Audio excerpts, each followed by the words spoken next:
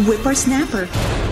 Gagamitin ng contestant ang tuwalyang nakadikit sa sahig para ma-shoot ang isang ping-pong ball sa bucket na may layong 15 feet. Kapag nagawa mo ito in 60 seconds, ikaw na ang pinakabagong milyonaryo. Matagal niyang inantay ito. But right now, he has a minute to win it. Good luck.